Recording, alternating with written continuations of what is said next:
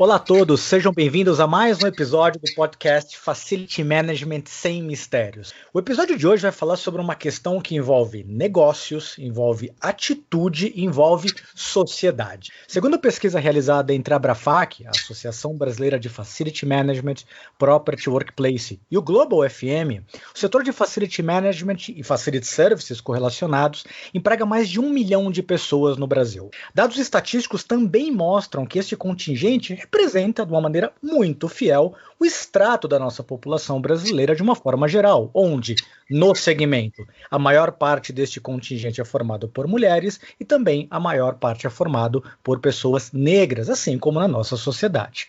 Mas também, como na maioria dos setores da nossa economia, ao subirmos a pirâmide de cargos, não vemos esses mesmos percentuais representados. E há muito tempo a gente vem se provocando através de discussões, através de leituras de textos sobre o porquê que isso vem acontecendo. E aí eu faço um convite para quem está nos ouvindo sobre como é que foram os últimos processos seletivos das organizações de vocês, sobre essa questão da diversidade. E eu mesmo me peguei lembrando de que em vários processos, quando você recebe ali uma quantidade de currículos para serem analisados, primariamente esses currículos são formados por homens e primariamente por pessoas brancas. E aí ficou a grande dúvida, mas o que aconteceu? Por que essa representação não chegou até lá? Será que há filtros antes? Será que há outras construções por trás? Para tentar responder essa pergunta, eu tenho o prazer de receber aqui no programa de hoje a professora Marisa Cipriano. Marisa tem mais de 15 anos de atuação na área de educação, primariamente na rede pública de ensino, em regiões não tão centrais da nossa cidade, mas que mesmo assim coleciona diversas histórias de, aspas, alunos que são os primeiros de sua família a concluir uma faculdade, conquistar um emprego, se formarem, conquistar independência, numa idade onde as suas referências, os seus pais, os seus avós, já apontavam para destinos tão brilhantes. Pessoas essas que estão começando, sim, a figurar entre os potenciais currículos de posições de liderança. Então, para falar para a gente como essa construção e como é que a gente avança nessa questão, Marisa, seja bem-vinda ao nosso programa. Como vai?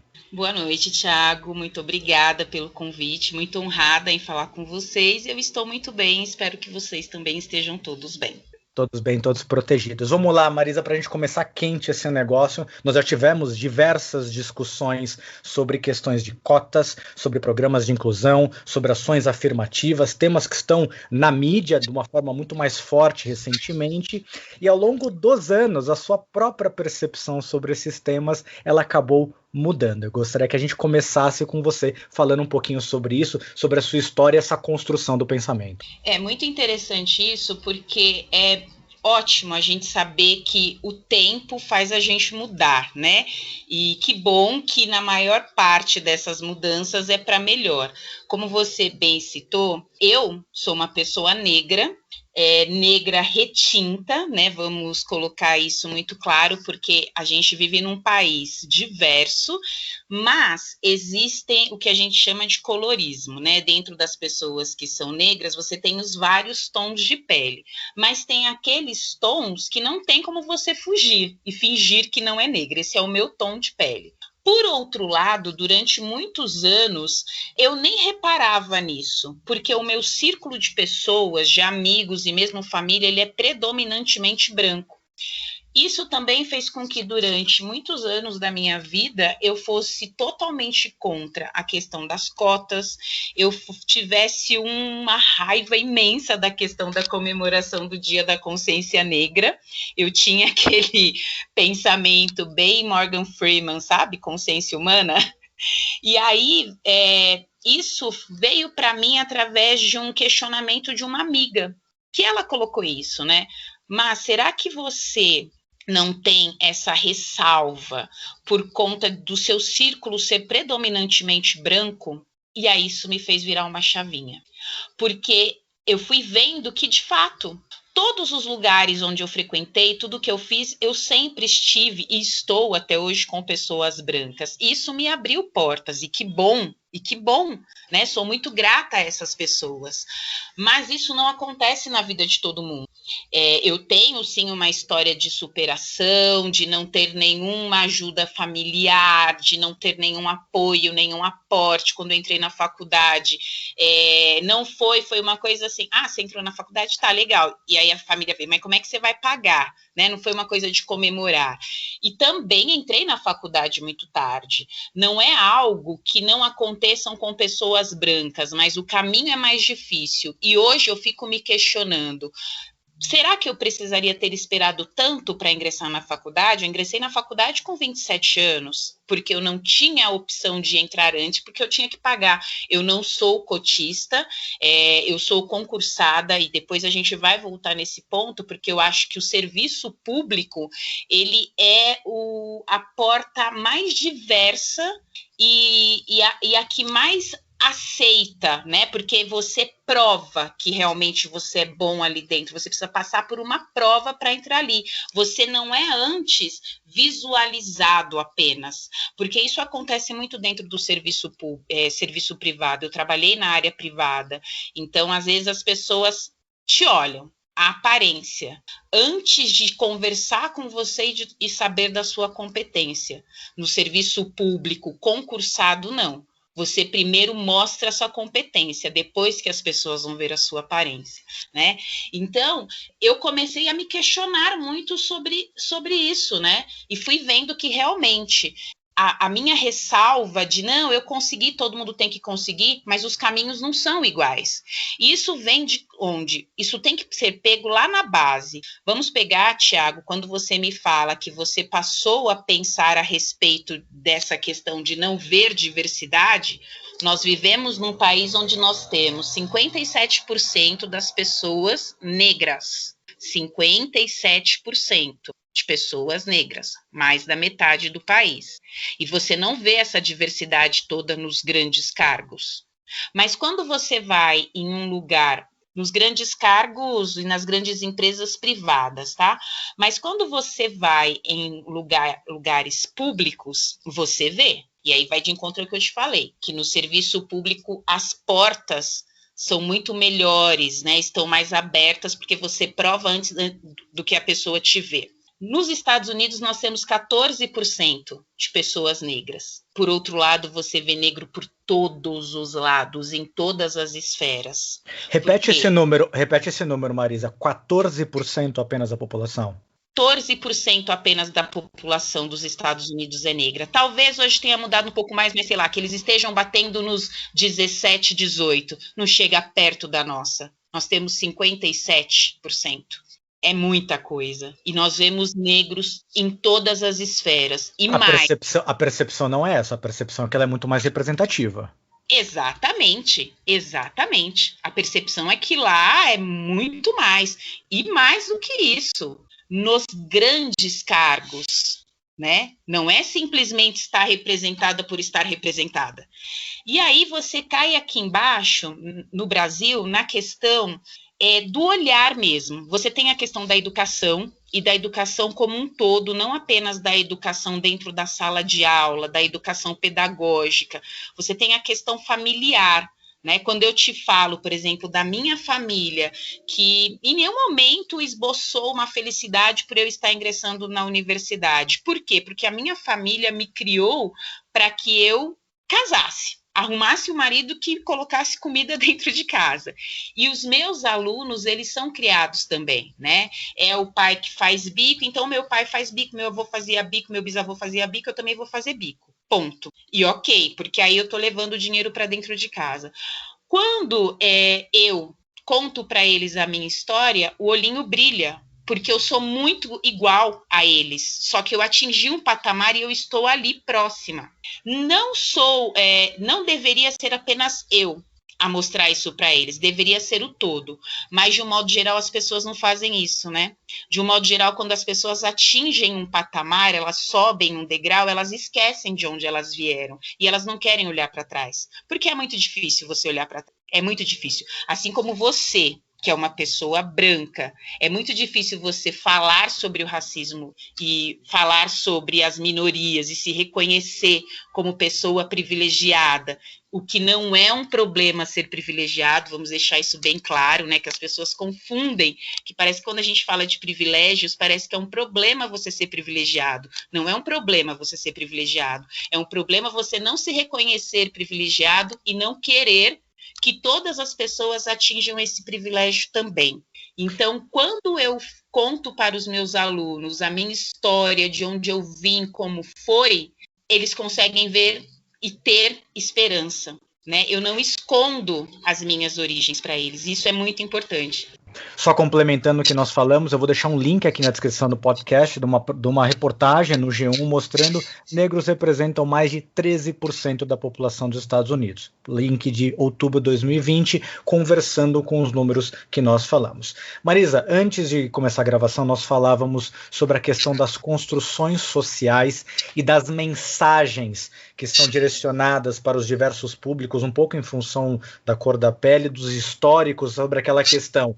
Você nunca vai ser nada. Fala um pouquinho sobre essas mensagens e como elas acabam minando essa percepção de capacidade, de potencialidade dos diversos públicos. Quando você fala para alguém que ela nunca vai ser nada e ela vem de um histórico de pessoas que nunca foram nada, ela entende que aquilo ali é a vida de Maria. Tem até um curta-metragem com esse nome, porque ela não tem exemplos, a gente precisa dar exemplos, e aí a gente vai na questão de que está institucionalizado. Por que as pessoas acham super comum você ver uma pessoa que é faxineira negra e você se espanta quando você vê uma pessoa que é faxineira branca, né?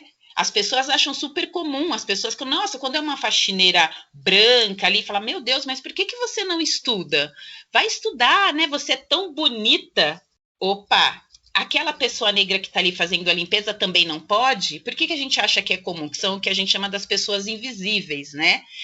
A gente precisa parar com isso. Quando se coloca, por exemplo, eu estou procurando gerentes, diretores de empresas para ter essa diversidade e eu quero pessoas negras. Já parou para pensar e para perguntar para as pessoas que estão nos cargos abaixo e que são negras dentro das empresas o que elas gostariam? Se elas gostariam de crescer um pouco mais, se elas estudam, porque muitas vezes as pessoas, por exemplo, que trabalham na limpeza, elas estão ali na limpeza e não conseguem estudar, não é porque elas não querem, é porque o horário empata, né? Porque elas não conseguem chegar para estudar, porque elas moram muito nas periferias. Hoje a gente tem algumas faculdades que estão chegando às periferias, mas a maior parte delas não são. E aí a pessoa, de repente, ela conseguiu uma bolsa de estudos, mas aí a faculdade é, um exemplo, a GV, né?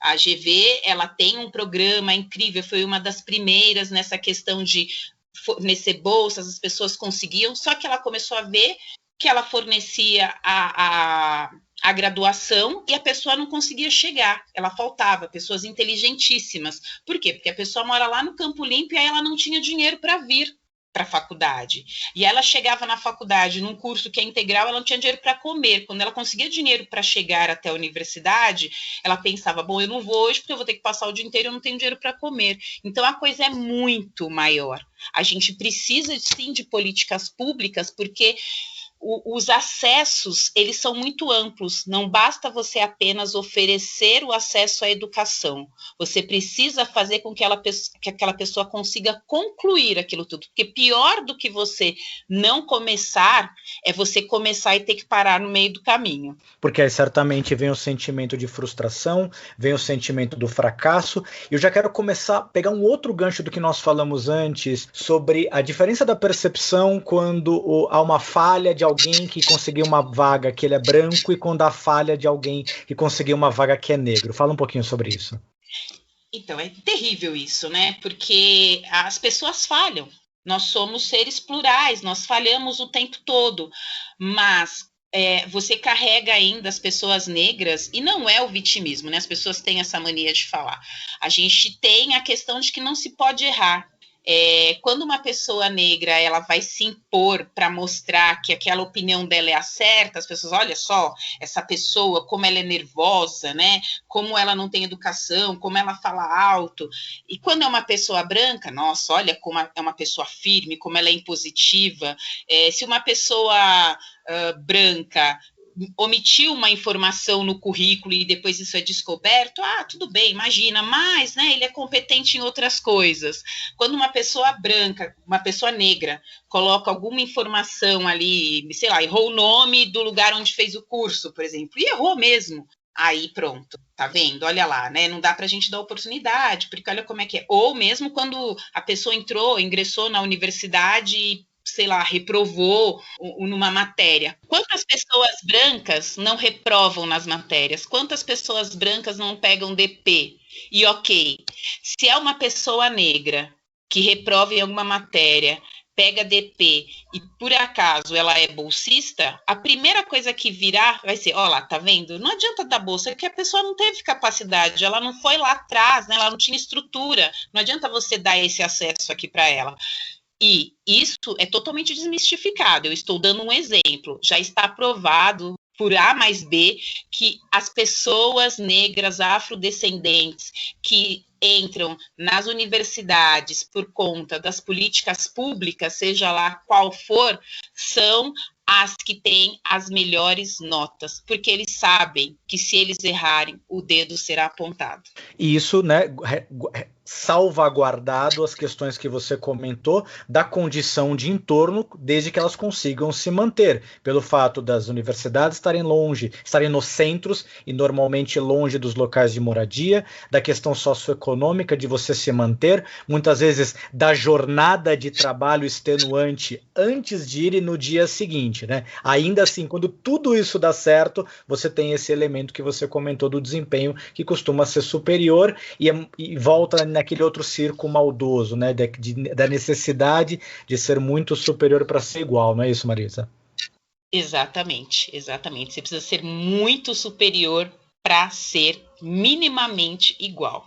Vamos lá, então acho que já a gente está conseguindo construir uma linha de pensamento, e esse era o objetivo um pouco do nosso bate-papo. Eu espero que para quem esteja nos ouvindo, algumas portas elas comecem a se abrir, de que, fato número 1, é importante, a gente precisa seguir construindo ações de aumento da diversidade, considerando, né, Marisa, que a diversidade e os preconceitos eles têm degraus. Então, se eu puder usar essa terminologia, a gente tem lá em cima o homem branco, que logo abaixo vem a mulher branca, que logo abaixo vem o homem negro e depois vem a mulher negra, não é isso? Até nos degraus existe diferença em oportunidades e em julgamentos, não é isso? Sim, até nisso tem umas diferenças gigantescas, né? Você elencou certíssimo, você tem o homem branco, a mulher branca, o homem negro e a mulher negra. Tá perfeito, Thiago, exatamente então, isso. quando as organizações elas começam a falar de ações afirmativas, ações para a mulher, por exemplo, não quer dizer também que abarca todas elas, porque a literatura já mostra que a situação da mulher branca é diferente da mulher negra. Voltando para as corporações, então, já que, voltando ao meu raciocínio anterior, que a gente entendeu um pouco dos problemas, eu espero que quem esteja ouvindo comece a olhar para os lados e perceber. As corporações, considerando essas questões de que, de um lado, existem ações afirmativas na agenda de quase todas elas, mas que às vezes não necessariamente tem esse olhar para o entorno das condições para que a promoção dessas ações afirmativas elas contemple o conjunto. O que as corporações deviam olhar, além de simplesmente falar, agora eu vou abrir um processo para pessoas X característica. O que deveria compor esses programas para que eles efetivamente tenham sucesso? A primeira coisa é incentivar o acesso à educação. Isso é primordial. As empresas precisam estar focadas nisso, em priorizar o acesso à educação. Não dá para você fechar horários de trabalho que enganchem o acesso dessas pessoas. Por quê? As pessoas priorizam, de um modo geral, principalmente essas pessoas que estão nas periferias, a comida na mesa. É isso que elas priorizam.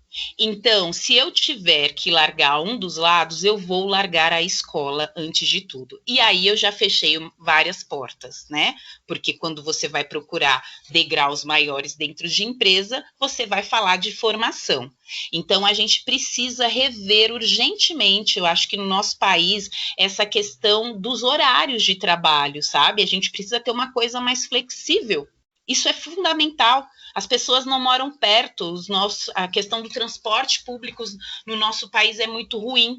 Então, as empresas precisam urgentemente rever a questão dos horários, as flexibilidades e pensar em educação. Isso é primordial, porque quando você prioriza a educação, você vai ter pessoas com uma bagagem cultural muito boa, uma formação muito boa, e isso vai ser ótimo para a pessoa e para a empresa. Isso é primordial. Falando da questão, então, das corporações e descendo para o indivíduo, porque a corporação, muitas vezes, ela é intangível, né? Aquela história.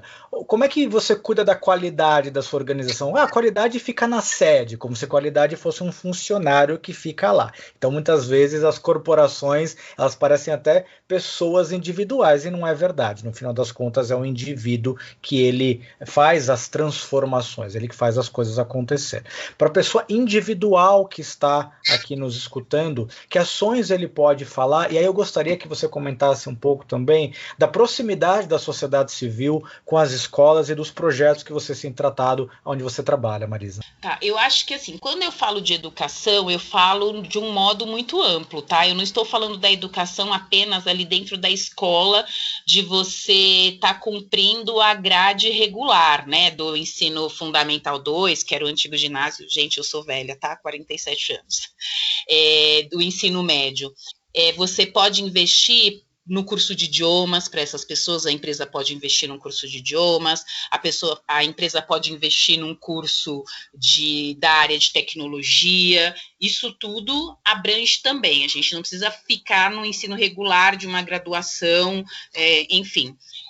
Você tem diversos projetos e diversas ações, eu faço com os meus alunos dentro da escola, por exemplo, nós temos um projeto chamado Imprensa Jovem, que é muito interessante porque a gente lida com a questão das mídias, né? Nós fazemos os jornais dentro da escola.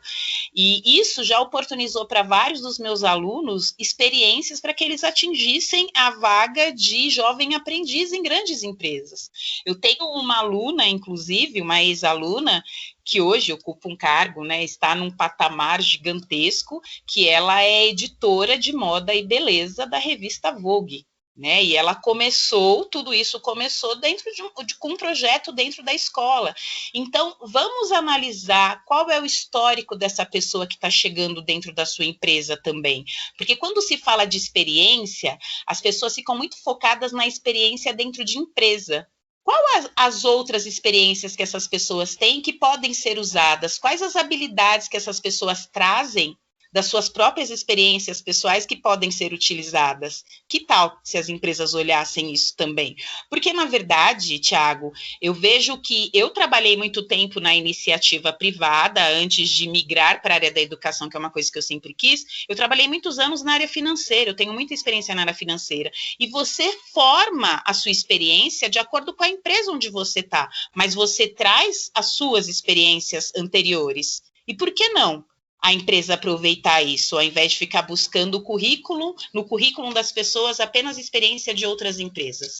Interessante isso que você falou, e enquanto você comentava, eu rapidamente me lembrei da importância do papel que exerceu o meu primeiro emprego na minha carreira profissional, de uma maneira muito direta. Eu acabei seguindo esta área muito em função do meu primeiro emprego. Então, eu acho que aqui vai um novo alerta, eu queria que você comentasse, Marisa. Os programas de acesso de jovens aprendizes que pegam também majoritariamente, ou pelo menos uma parcela, ali eu vejo uma representação maior da população negra.